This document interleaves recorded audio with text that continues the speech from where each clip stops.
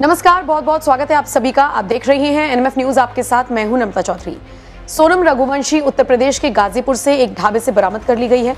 उसे पकड़ लिया गया है और पुलिस पूछताछ को आगे बढ़ा रही है। लेकिन इन सबके बीच मेघालय पुलिस अब उससे अगली पूछताछ करेगी और उसे मेघालय लेकर जाया गया है। वीडियोज आ रही हैं सामने, कुछ तस्वीरें आ रही हैं जिसमें वो खिड़की से बाहर झांकती हुई ही नजर आ रही है। जिस वक्त तक वो पटना पहुंची, कुछ तस्वीरें आई जिसमें वो सिर्फ खिड़की से बाहर झांकती हुई नजर आई और इसी के साथ वो बार बार इस क्राइम को नकार रही है। कह रही है कि नहीं, मैंने हत्या नहीं की है। लेकिन सवाल उठते हैं कि उसने नहीं की है तो फिर सुपारी किलर्स कहां से आए और ये राज कुशवाहा का एंगल कहां से आया, और ये सारी चीजें जो अब तक निकलकर सामने आई, क्या सब कुछ झूठ है, सिर्फ एक सोनम सच्ची है? परिवार का रो रो कर बुरा हाल है। राजा रघुवंशी की मां शुरुआत में तो यही कह रही थी कि मुझे यकीन नहीं हो रहा कि बहू ऐसा कर सकती है, लेकिन बाद में उन्होंने कहा कि अगर उसने ऐसा किया है तो उसको सजा मिले। राजा रघुवंशी की मां ने क्या कुछ कहा मैं आपको आगे बताऊंगी, लेकिन उससे पहले यूपी पुलिस ने कैसे कमर तोड़ने का काम किया है सोनम जैसे आरोपियों का, ये आपको देखना चाहिए। आपको बताते चले, पिछले कई दिन से सोनम रघुवंशी लापता थी। उसके पति का शव तो बरामद कर लिया गया था, लेकिन सोनम लापता थी। अब जब सोनम उत्तर प्रदेश के गाजीपुर से मिली तो उसके बाद यूपी के ADG law and order Amitabh Yash ने एक न्यूज चैनल से एक्सक्लूसिव बात की है इस पूरे मामले पर, जिसमें उन्होंने कहा कि यूपी पुलिस इस केस में जांच टीम का हिस्सा नहीं है, इसीलिए हमने सोनम से सीधे तौर पर तो कोई सवाल नहीं किया। लेकिन जहां तक जानकारी मिल पाई उससे लगता है कि सोनम पुलिस को चकमा देने की कोशिश कर रही थी। और सोचिए, अमिताभ यश कह रहे हैं कि सोनम बहुत शातिर और क्रूर है, उसे लगा कि वो क्राइम करके बच जाएगी।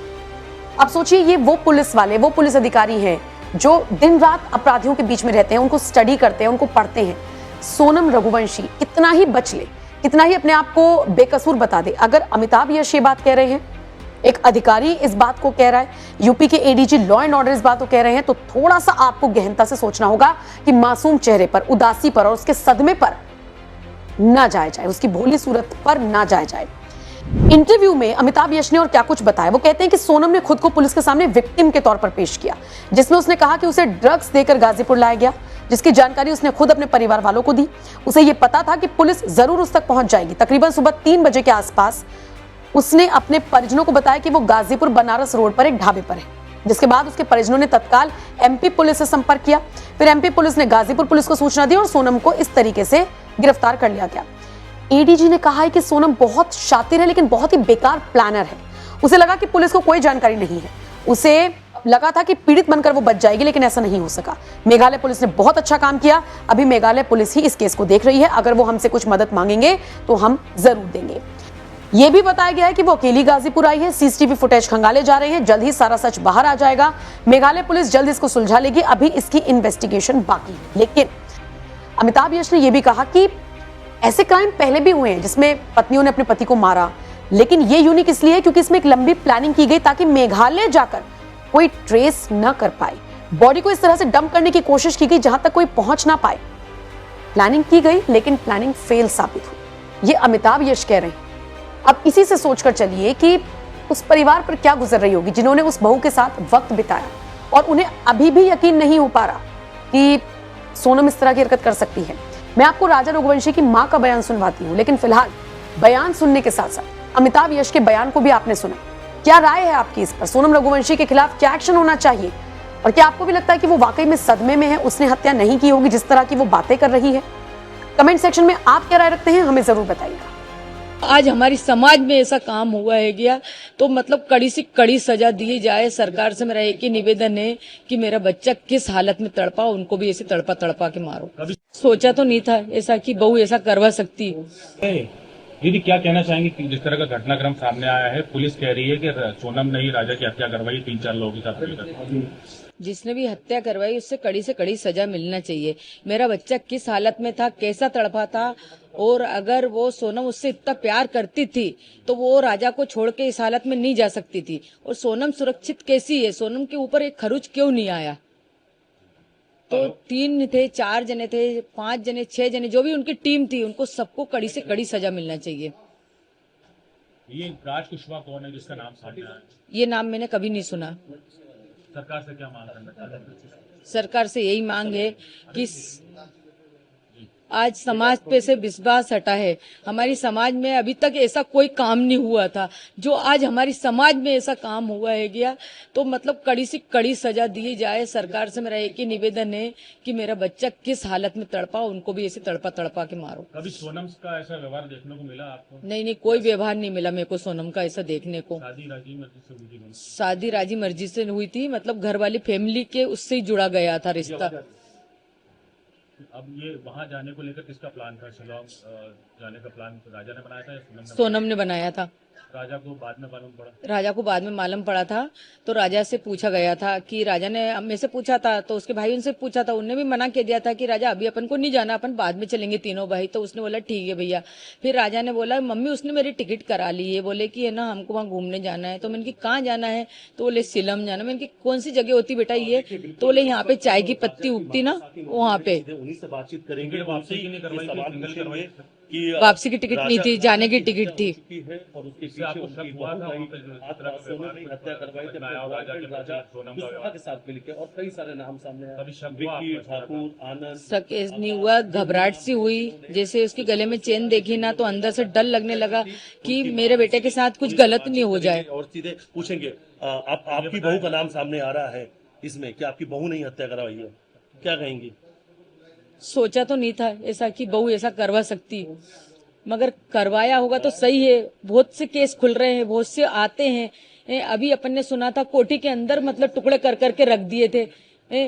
ऐसे तो मिले हुए केस आते ही आते हैं ना, तो करवा भी सकती है ना।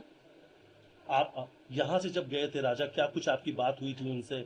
और अब आपको वो सब चीजें सामने आ रही है कि कहीं ना कहीं कुछ गलत हो रहा था, आपको आभास भी हो रहा था कि आपके बेटे के साथ कुछ गलत होने वाला है, आपका मन घबरा जैसा है ना वो एयरपोर्ट पे पहुंचा वैसा आवाज हुआ। घर पे था जब तक कोई आवाज नहीं हुआ उसके साथ कि इसके साथ कुछ गलत होने वाला।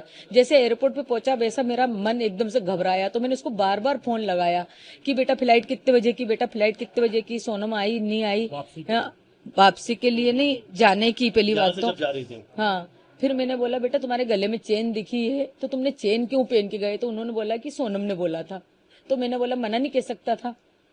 तो फिर मैंने सोनम को फोन लगाया कि सोनम उनको चेन क्यों पहनाई, मेरे को डर सा लग रहा है। उनकी मम्मी को भी बोला मैंने, मेरे को घबराहट सी हो रही, मेरे को डर लग रहा है गया इस चीज की वजह से। देखो जरा इसी चीज की वजह से मेरे मन में यही ख्याल आया था कि मेरे छोरे की गर्दन नहीं कट जाए। मैं किसको बताऊं कि मेरे मन में एकदम से ऐसे ख्याल आया था कि ये चेन की वजह से मेरे को छोरे को कोई नुकसान नहीं पहुंच जाए। अब वो नुकसान कौन सा था? ये तो वो बहाना था चेन का। तो अब तो सोनम जो है पुलिस हिरासत में है, पूछताछ होगी। नहीं, राजा तो 20,000 रुपए ही लेके गया था नगद केस में, बाकी तो उसने कार्ड लेके गया था। बोले मम्मी मैं इतने केस लेके जा रहा हूँ, बाकी जरूरत पड़ेगी तो मैं वहां पे निकालूंगा। सोनम के पास कुछ? सोनम ने तो घर की सारी ज्वेलरी दी थी, वो तो उसके घर रख के गई होगी, क्योंकि उसने तो बोला था मैंने खाली मिनी पहना है। और उसका नाम क्या, बिजासन, उसके सूटकेस में रखी हुई मिली, बिजासन पहनी थी। हमने बोला था 100 महीने तक उतारते नहीं है। घर वालों ने भी शायद इसको लेकर कुछ आप लोगों से कहा था?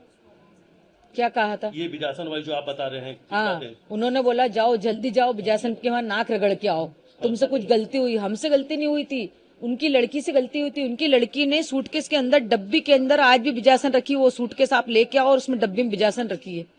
मेरे बेटे खुद ने आंख से देखा।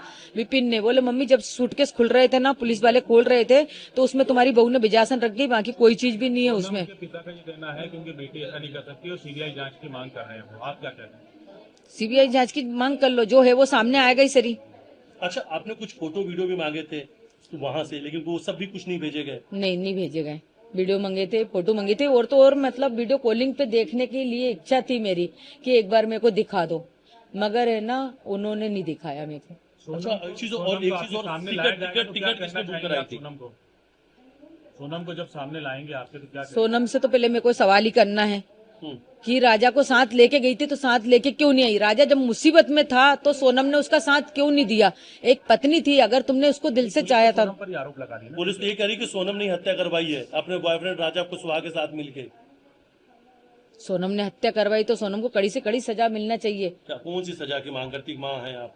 माँ हूँ, फांसी की सजा से बढ़ के सजा चाहती हूँ। मैं तो सोचती हूँ उसको जिंदा जलाया जाए। जब मेरे लड़के के साथ उसने ऐसा करा तो मतलब समाज में से उनको हटाया जाए। अच्छा, टिकट किसने बुक किया? टिकट किसने? सोनम ने करवाई थी टिकट। और प्लानिंग किसने की थी पूरी जाने की? सोनम ने की थी। सोनम नहीं। अच्छा, ये जो नाम सामने आ रहा है राज कुशवाहा, ये कभी आप लोगों ने सुना था कुछ? नहीं नहीं नहीं सुना, मैंने नहीं सुना, मेरे को उसके ऑफिस के बारे में कोई नॉलेज नहीं था।